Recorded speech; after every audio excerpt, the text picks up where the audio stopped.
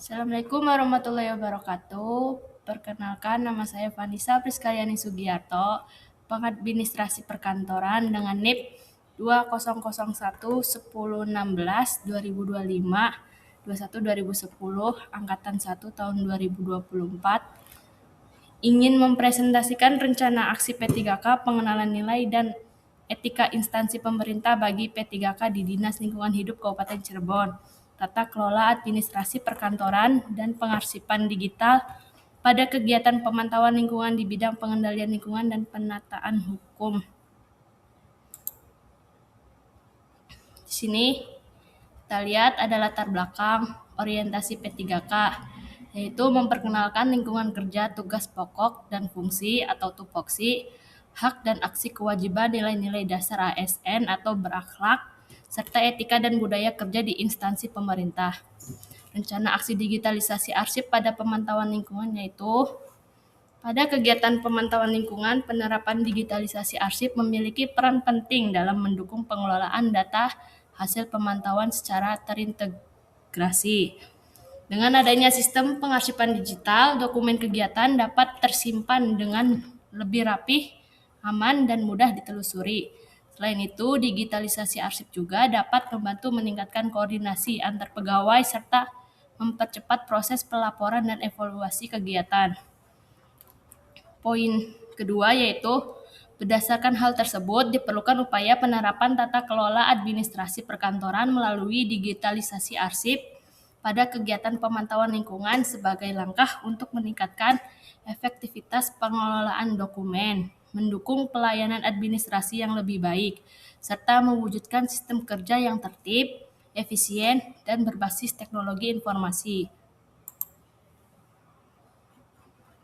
Lalu di sini ada maksud dan tujuan orientasi P3K, yaitu yang pertama pengenalan tugas dan fungsi ASN, kedua ada pengenalan nilai dan etika pada instansi pemerintah, yang ketiga diharapkan mampu mengaktualisasikan nilai-nilai dasar atau ASN berakhlak. Lalu di sini ada tujuan rencana aksi kegiatan. Yang pertama, mengetahui proses pengelolaan administrasi perkantoran melalui penerapan digitalisasi arsip pada kegiatan pemantauan lingkungan. Yang kedua, meningkatkan efektivitas dan efisiensi pengelolaan dokumen serta data hasil kegiatan pemantauan lingkungan. Yang ketiga, mewujudkan sistem pengarsipan yang lebih tertata, aman, dan mudah diakses ketika diperlukan. Yang keempat, mendukung kelancaran proses pelaporan, evaluasi, dan pengambilan keputusan melalui ketersediaan data dan dokumen yang tersimpan secara sistematis. Waktu pelaksanaan rencana aksinya yaitu 17 Oktober 2025 sampai dengan 17 Oktober 2030 di Dinas Lingkungan Hidup Kabupaten Cirebon. Selanjutnya, ada visi dan misi pemerintahan Kabupaten Cirebon. Visinya yaitu terwujudnya masyarakat Kabupaten Cirebon yang bersih, inovatif, maju, agamis, dan aman. Misinya adalah yang poin pertama, mewujudkan tata kelola pemerintahan yang bersih, melayani akuntabel, dan profesional. Yang kedua, menciptakan ekosistem inovatif di pemerintahan dan masyarakat.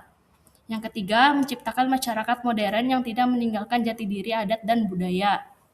Yang keempat, menguatkan toleransi antar umat beragama sesuai dengan keyakinan para pemeluknya. Poin kelima yaitu menciptakan lingkungan yang asri, aman, dan nyaman. Lalu selanjutnya ada manajemen kepegawaian dan penilaian kinerja P3K. Yang pertama, dasar hukum manajemen P3K yaitu sesuai dengan Undang-Undang Nomor 20 Tahun 2023 tentang Aparatur Sipil Negara. Lalu Peraturan Pemerintahan Nomor 49 Tahun 2018 tentang manajemen P3K. Yang kedua, ada dasar hukum penilaian kinerja P3K. Permenpan RB Nomor 6 tahun 2022 tentang pengelolaan kinerja pegawai aparatur sipil negara. Lalu selanjutnya ada rencana strategis di Dinas Lingkungan Hidup Kabupaten Cirebon. Program prioritas di Dinas Lingkungan Hidup Kabupaten Cirebon ada 10 poin. Yang pertama ada kampung bersih atau pesona kasih, pengelolaan sampah organik, anorganik kampung bersih. Yang kedua lingkungan bebas kumuh atau penataan lingkungan dan rumah sehat dan nyaman. Yang ketiga, modernisasi pengelolaan sampah. Yang keempat, pengembangan sistem informasi manajemen lingkungan hidup berbasis IT, pencemaran dan kerusakan lingkungan neraca sumber daya alam, keanekaragaman hayati, dan energi terbarukan.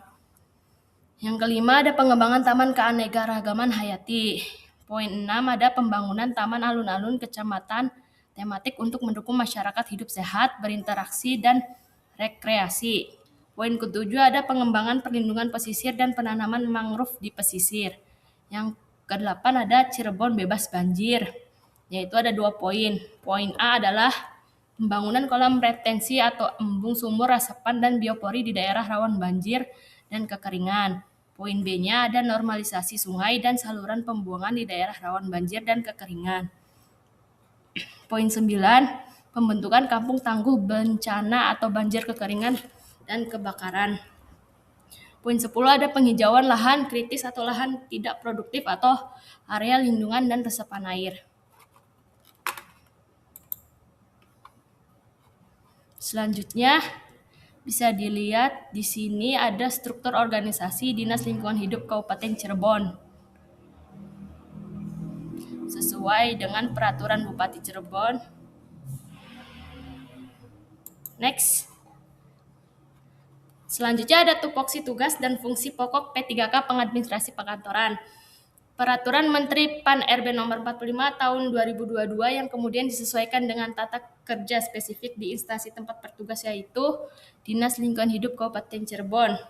Yang satu, yang poin pertama adalah fungsinya melaksanakan pengelolaan administrasi umum bidang. Yang kedua, mengelola surat masuk, surat keluar, dan disposisi pimpinan. Yang ketiga, menyiapkan administrasi kegiatan pengendalian lingkungan dan penataan hukum. Yang keempat, mengelola data dan dokumen hasil pemantauan dan penegakan hukum lingkungan. Yang kelima, melaksanakan pengarsipan dokumen secara fisik dan digital dan menyiapkan bahan rapat notulen laporan kegiatan bidang. Yang keenam, mengelola data dukung pelaporan kinerja dan akuntabilitas bidang. Yang ketujuh, membantu koordinasi administrasi dengan perangkat daerah, instansi vertikal, dan pemangku kepentingan lainnya. Yang kedelapan, melaksanakan pelayanan administrasi kepegawaian, perjalanan dinas, dan pengelolaan barang persediaan bidang. Yang kesembilan, melakukan tugas kedinasan lainnya yang diberikan atasan sesuai dengan bidang tugasnya. Sedangkan tugas pokok P3K pengadministrasi perkantoran yaitu melaksanakan kegiatan pengadministrasi perkantoran, pengelolaan dokumen, pelayanan administrasi, pengarsipan, serta dukungan administrasi teknis dalam pelaksanaan program dan kegiatan.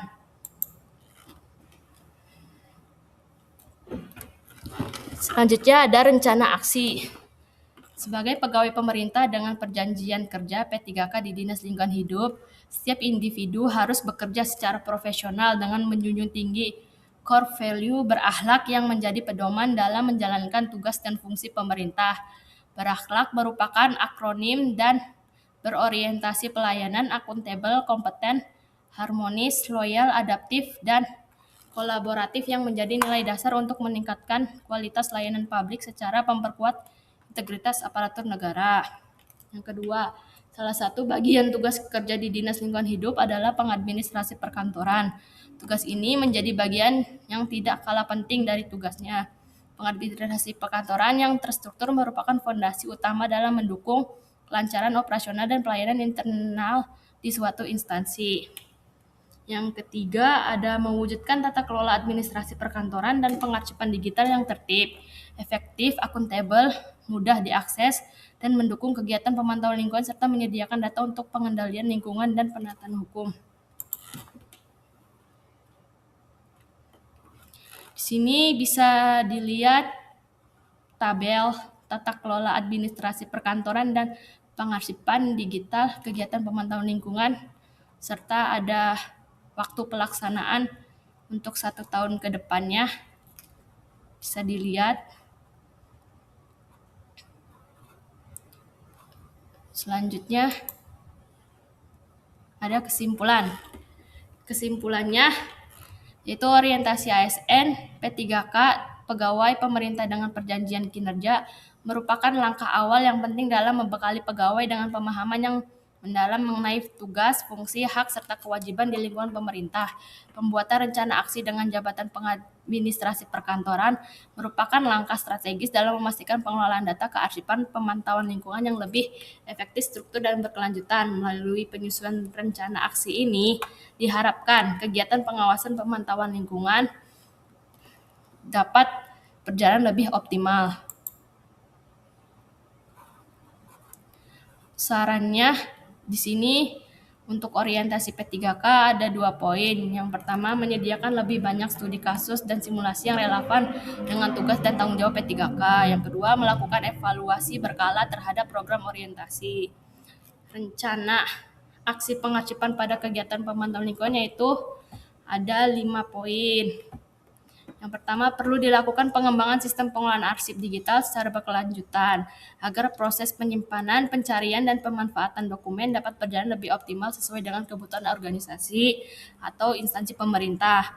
Yang kedua, diperlukan adanya standar pengelolaan arsip digital meliputi tata cara penamaan dokumen, klasifikasi arsip, penyimpanan, serta pengamanan data agar arsip tersusun secara rapih, mudah ditemukan kembali.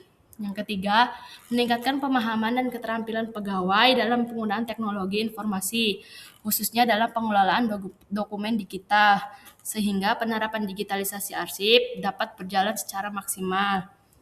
Yang keempat, melakukan pemeliharaan atau pencadangan backup arsip digital secara berkala untuk menjaga keamanan data, serta mencegah terjadinya kehilangan dokumen penting. Yang kelima, mendorong pemanfaatan arsip digital sebagai sumber informasi pendukung kegiatan pemantauan lingkungan, sehingga proses evaluasi dan pengembalian keputusan dapat dilakukan secara lebih cepat dan tepat. Di sini bisa kita lihat ada dokumentasi dari pemantauan lingkungan. Yang di sebelah kiri itu adalah pemantauan pengambilan sampel udara. Sedangkan yang di sebelah kanan ini ada pengambilan sampel air sungai.